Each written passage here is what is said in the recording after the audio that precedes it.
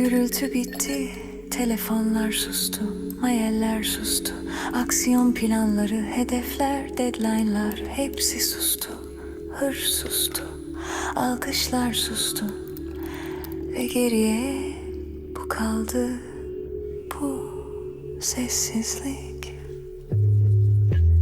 Gürültüyü satın alamazsın ama sessizliği alabilirsin. Yeterince yükseğe çıkarsan, yeterince para ödersen şehrin bütün o kaosunu, bütün o acısını ayaklar altına alıp kendine ait steril pürüzsüz bir sessizlik satın alabilirsin. Bu anı satın aldım ben.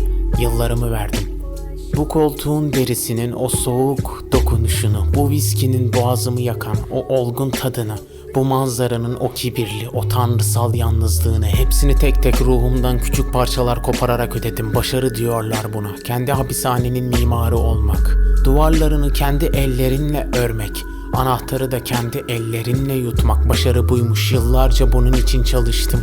Bu an için, telefonların çalmadığı, kimsenin bir şey istemediği, hırsın bile yorulup uykuya daldığı bu an için. İşte bu an için, garip. Yıllarca bu sessizliğe ulaşmak için bağırdım, bu manzaraya sahip olmak için tırmandım. Bu evin duvarları, kazandığım savaşların madalyaları, fakat şimdi bu duvarlar üstüme geliyor. Bu sessizlik huzur değil, bu sessizlik bir yokluk, bu sessizlik sağır edici, bu sessizlik mezarlık, bu sessizlik bir ayna, bu sessizlik bir boşluk ve bu boşlukta sesler var. Bütün o enkaz, bütün o hayaletler bu sessizlikte ziyaretime gelmişler.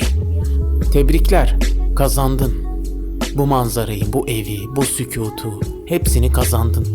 İşte imparatorluğun, bütün bu ışıklar senin. Tebrikler.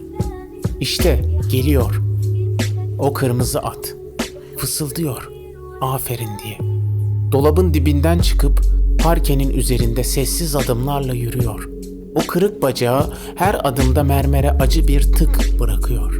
Gözleri artık boncuk değil, iki kömür parçası. İçinde Hacı Osman'ın dükkanındaki o karanlık var. Benim suçum neydi diye sormuyor. Senin ilk yalanın benim diyor. Senin ruhuna ektiğin ilk zehirli tohum ben. Sonra o geliyor.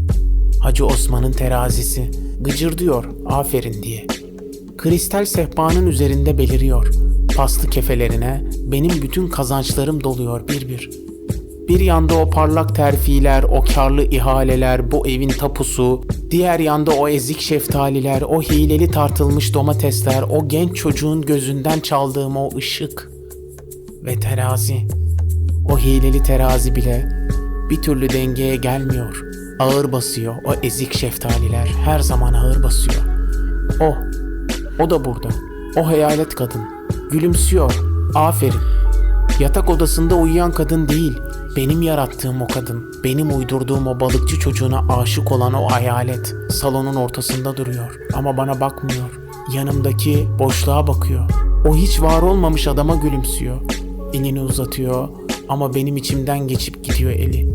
En büyük başarım, en büyük lanetim birini, var olmayan birine aşık etmek.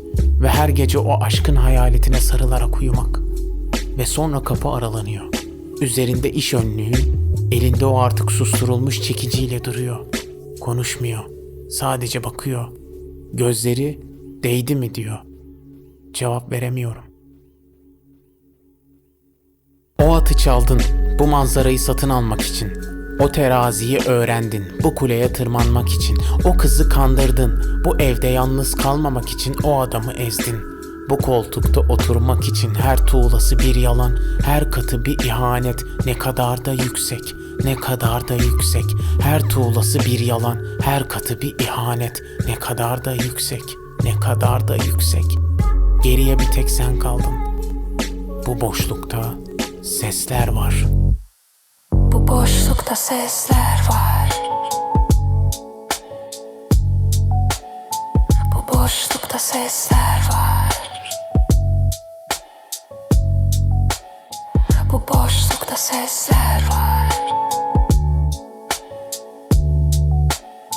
Bu boşlukta sesler var. Sessizlik kırıldı.